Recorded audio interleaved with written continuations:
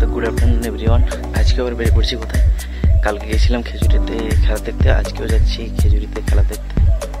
তো পল্লবদা আসছে বাইক নিয়ে। তো তার একটু সময় পর পল্লবদা চলে আসে। পল্লবদা চলে এলে দুজন মিলে বাইকে করে খেলা দেখতে চলে যাই। তো কিছু সময় পর আবার চলে আসি আমরা মাঠের দিকে। এসে দেখি অসংখ্য দর্শক হয়েছে এবং খেলাও শুরু হয়ে গেছে। প্রায় সন্ধে হয়ে এসছে, লাইট এখনও জ্বালানো হয়নি।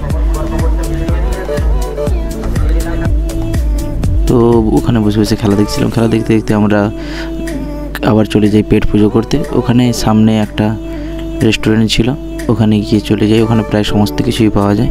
তো ওখান থেকে বিরিয়ানি নিয়ে আমি একা খাচ্ছিলাম, পল্লবদা খায়নি।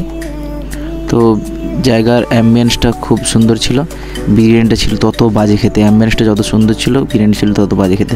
তারপর ওখান থেকে খেয়ে দিয়ে চলে আসি খেলা দেখতে। ততক্ষণে তোমরা লাইক, কমেন্ট, শেয়ার এবং সাবস্ক্রাইব করে দিও। Thank you.